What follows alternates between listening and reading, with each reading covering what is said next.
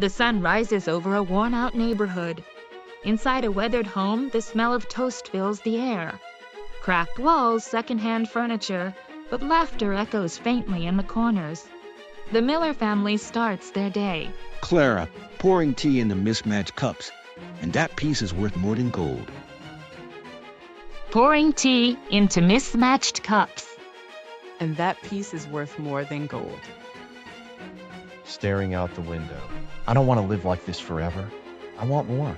A mansion, a new car, real money. Leo, we're not poor. We just don't measure wealth the same way others do. David offers Leo a small wooden toy bird, hand-carved with care. Made this for you, son. Leo barely looks at it. One day you'll understand how valuable the little things are.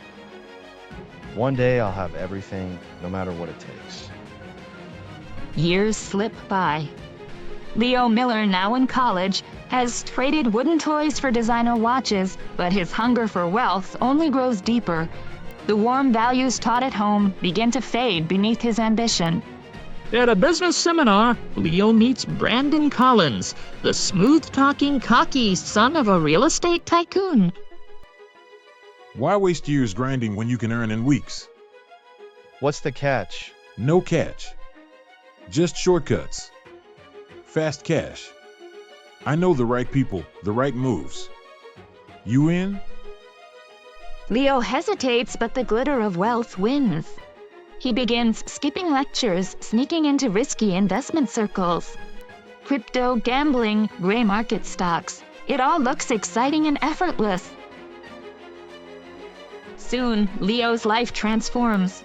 He trades his old phone for the latest model, his shoes for Italian leather, his books for flashy parties. One weekend, Sophie surprises him at his luxury apartment. The doorman hesitates, not recognizing her modest clothes. Leo, where's all this coming from? I'm finally living the life I was meant for. Or living inside a trap you don't see yet? She notices the unfamiliar gleam in his eyes, the kindness fading behind ambition. This isn't you. What would Mom and Dad say? They're still living in the past. I've moved on. Sophie leaves, heartbroken, sensing the distance growing between them, not in miles, but in morals.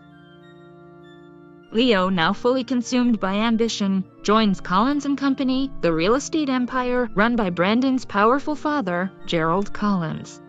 Impressed by Leo's boldness, Gerald brings him into the inner circle quickly. Gerald, in this game, morals are expensive. You want success. You better be ready to pay the price. Leo nods, eager to rise. Soon he's helping the firm forge property documents, push illegal land deals, and evict low-income families under false pretenses. Leo, you're ruthless. I like that. I don't have time to be soft. Soft people stay poor. He gains instant rewards, bonus checks, designer suits, VIP invitations. He cuts off ties with childhood friends who question his choices. Birthdays, holidays, and phone calls from home are all ignored. Holding his phone. He doesn't pick up anymore. Maybe he's just busy. No, he's not busy. He's lost, and he doesn't want to be found. Back in the city, Leo buys a glass-walled luxury apartment overlooking the skyline. He throws grand parties with champagne, influencers, and fake smiles. He posts pictures with captions like "Hustle Harder" and "Built Not Bought," ironically forgetting everything that was built for him, with love and sacrifice. But in the shadows of his lavish life, consequences quietly begin to form. News breaks. A massive investigation is launched into Collins and Company for real estate fraud, money laundering, and document forgery. Under pressure, Gerald Collins turns on Leo to protect himself. What? You said this was all clean. Nothing is clean in this game, buddy. You just got caught. In a swift move, Leo is arrested. Police raid his luxury apartment, seizing every item: cars, cash, watches, even the framed photos he faked for image.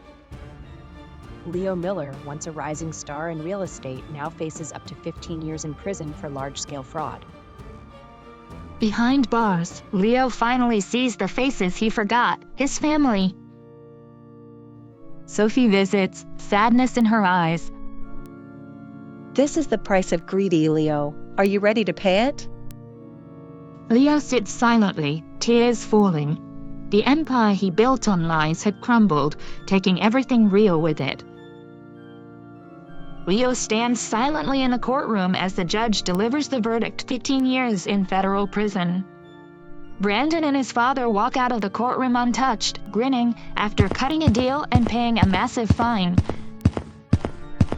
Behind cold bars and steel doors, Leo begins to understand the real cost of his ambition. I had everything, and I traded it for nothing. Gone are the designer suits and lavish dinners. Now, he wears an orange uniform and eats in silence. At first, he is angry, then ashamed. He begins to read. He tutors other inmates. He apologizes when no one asks him to. You don't belong here. I didn't, but I chose this path. Now I'm walking it. He writes letters to his parents and sister begging forgiveness. No reply. Maybe I deserved their silence. Maybe I needed to heal. One night, he sees a younger inmate crying in the corner and gives him a book to read. This helped me. Maybe it'll help you too. For the first time in years, Leo doesn't feel greedy. He feels human. Maybe this is where I rebuild. Not what I had, but who I am. After 3 long years, a letter finally arrives for Leo. Sophie's handwriting brings a rush of emotions: hope, pain, and a chance for redemption. Voiceover: You hurt us deeply, Leo. But I believe people can change if they truly want to. Reading her words, Leo feels a spark reignite inside him. He pours himself into studying finance law, determined to understand the system he once abused and fix the damage he caused. Using your time wisely, huh? Trying to earn my forgiveness, and there's... Back home, Clara's health is declining. She misses Leo, even if she never says it. He has to come back not as the greedy man who left, but as the son and brother we always loved. Though the wounds run deep, a fragile hope for healing begins to grow within the Miller family. After serving 5 long years, Leo is finally released early for good behavior. He steps out of the prison gates with a heart full of mixed emotions: relief, regret, and a quiet hope. No cars are waiting. No friends are cheering. No flashing cameras follow. Just Leo, walking alone down the familiar streets he once tried to forget. I used to drive Ferraris and live for luxury. Now, I'm walking home, ready to earn my peace, step by step. At the Miller family home, Clara opens the door cautiously. For a moment, hesitation hangs in the air, then she embraces him tightly, tears welling in her eyes. I waited for this day, even when I said I wouldn't. We're not here to punish you anymore. Life has done that already. So what now, Leo? Now I live for something real. That evening, they share a quiet dinner, gentle, healing, and together at last. Leo dedicates his new life to helping others avoid the pitfalls that once trapped him. He finds work at a nonprofit organization focused on protecting vulnerable families from scams and frauds, similar to the ones he was involved in. He visits local schools and community centers, speaking openly to young people about his past. Were you really in jail? Yes, and I deserved every day. But you don't have to repeat my mistakes. Sophie joins him to start a podcast called The Price of Greedy, where they share real stories of struggle, greed, and redemption to inspire others. David watches proudly. He's finally building something that truly matters. Clara smiles softly, and this time it's with honesty and heart. Through patience, humility, and service, Leo slowly rebuilds his family's trust, proving that even the deepest wounds can heal with time and effort. Clara and Leo sit quietly in the backyard, now blossoming with potted plants and flowers, a symbol of new beginnings. Funny how the richest you've ever been is when you have the least. Because now I'm rich in truth, in family. Sophie comes out, carrying a box filled with letters from children Leo has mentored.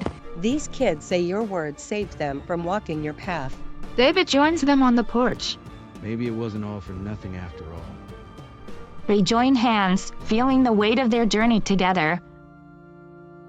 Greed took everything from me, but humility gave me everything back, slowly, painfully, but truly.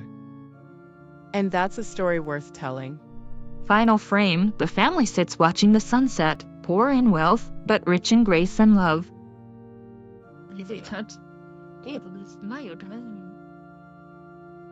Greed may buy you a throne, but never peace.